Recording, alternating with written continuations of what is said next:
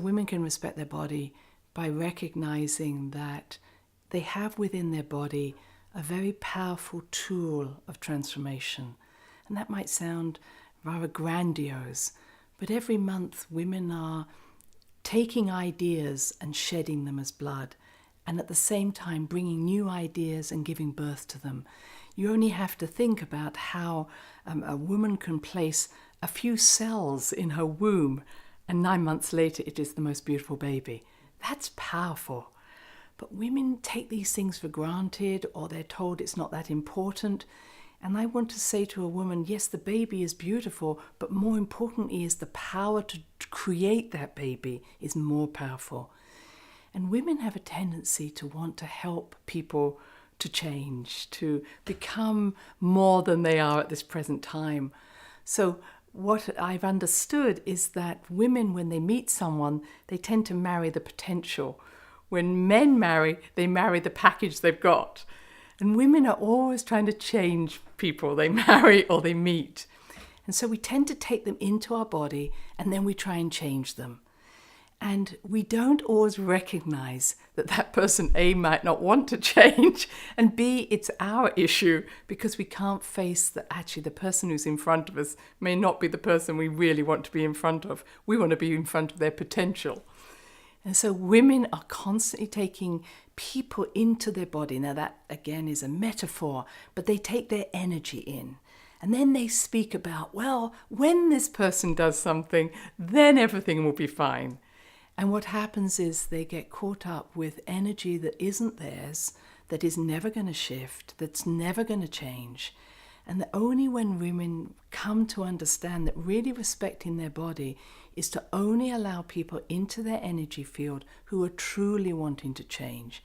Otherwise, they have to pull them out of their energy system and say, when you're ready, you can come back in. But other than that, we aren't in this relationship. Women have this capacity to take something and transform it. So again, it goes in two directions, but the one that we're talking about is taking somebody in or some energy in and transforming it often to a higher part of itself. So as I go back to the potential, we're always looking at someone and say they could be better than they are now. And we have that vision of what they could become.